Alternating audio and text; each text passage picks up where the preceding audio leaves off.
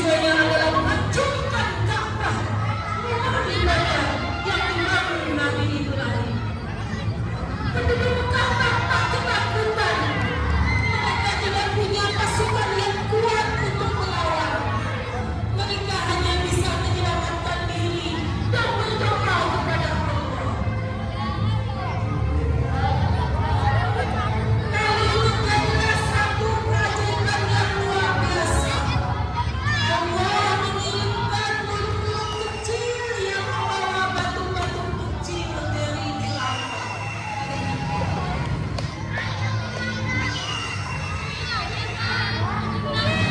Burung itu menyatukan batu kepada pasukan Abraham.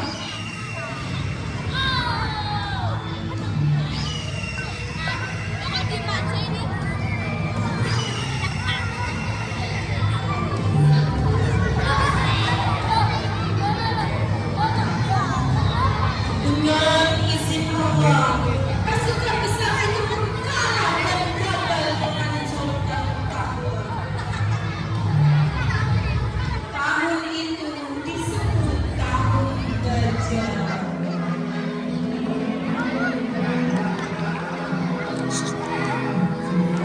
Dan di tahun yang penuh keajaiban itu akan lahir seorang bayi yang membawa cahaya bagi seluruh dunia.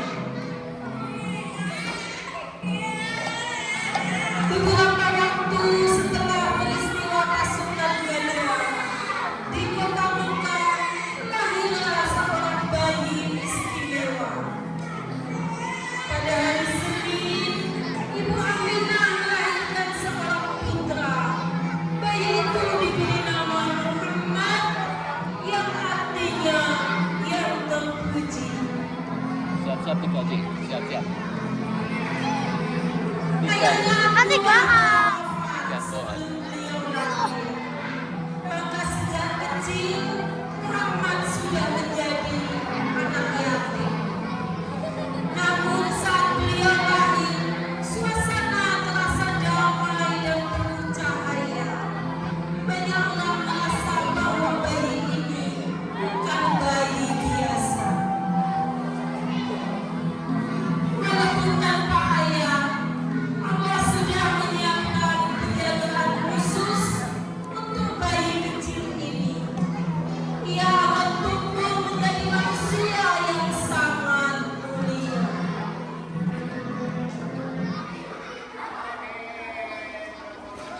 Tepuk tangan keras.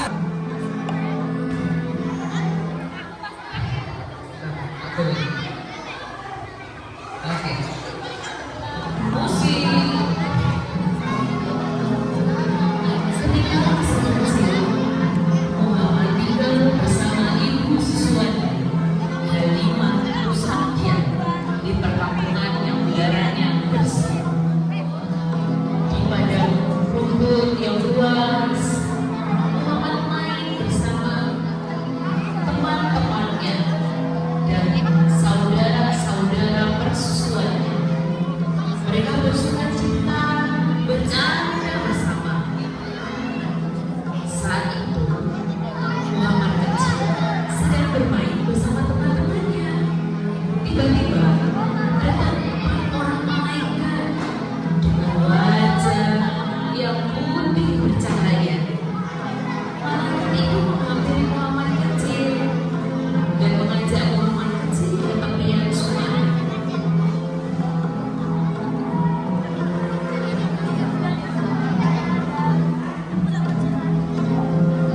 Malaikat itu membaringkan Muhammad kecil dengan lembut.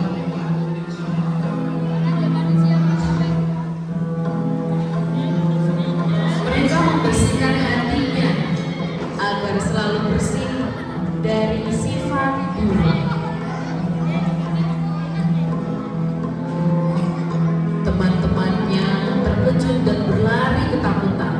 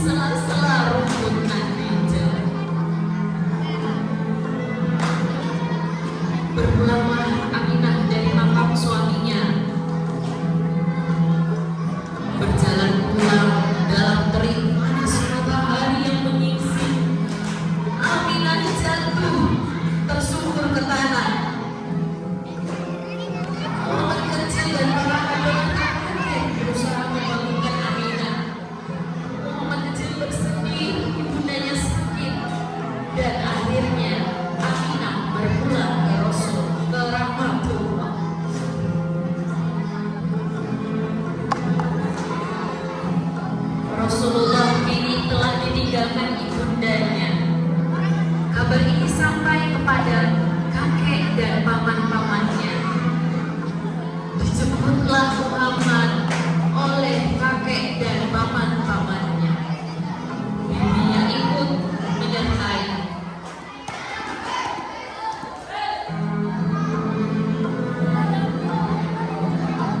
Setelah ibunya wafat, Muhammad diasuh oleh kakeknya, Abdul Muthalib. Kakeknya sangat menyayanginya. Muhammad sering duduk di dekat kakeknya di sekitar Ka'bah. Orang-orang tahu bahwa cucu ini sangat istimewa di hati sang kakek. Namun, ketika Muhammad berusia sekitar 8 tahun, kakeknya pun meninggal dunia.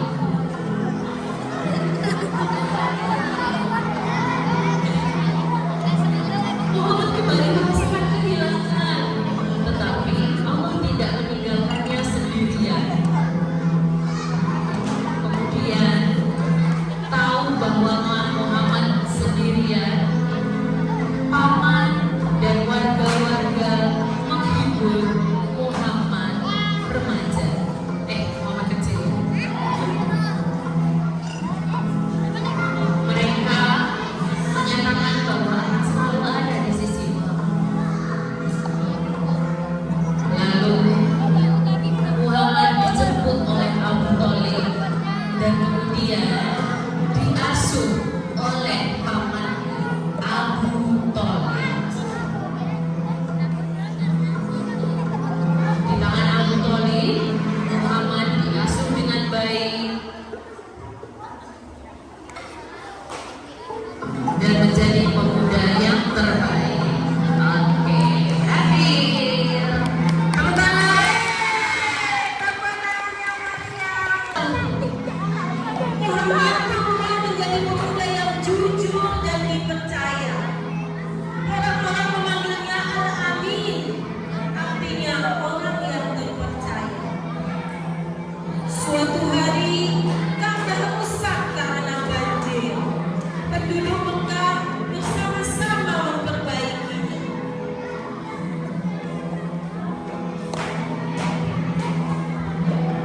Saat tiba waktu untuk meletakkan kembali Hajar Aswad, batu hitam yang mulia, para pemimpin suku mulai berselisih.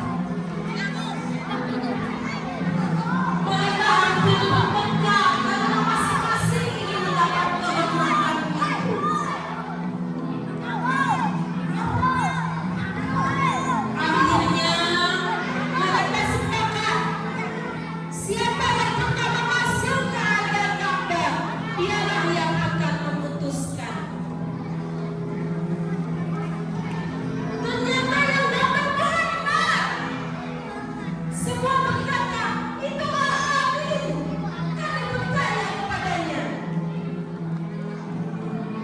Muhammad membentangkan kain.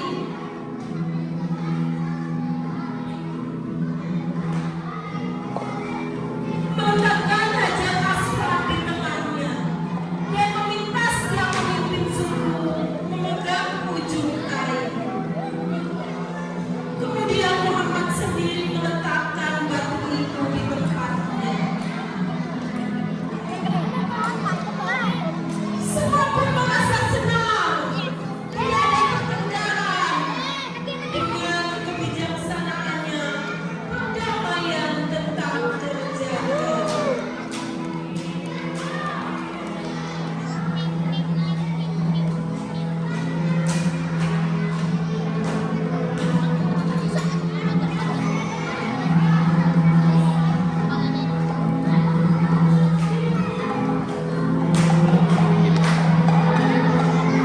Pinggirin, dipinggirin. Ka'bahnya dipinggirin. Ka'bahnya dipinggirin mau untuk itu.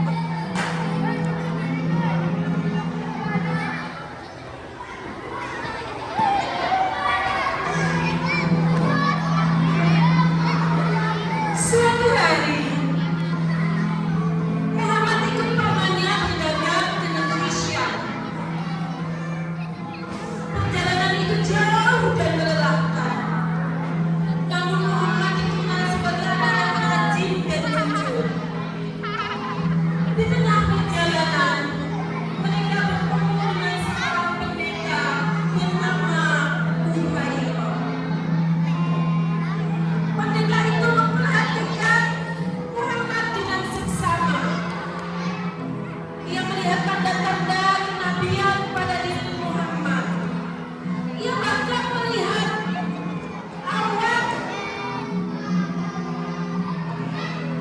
yang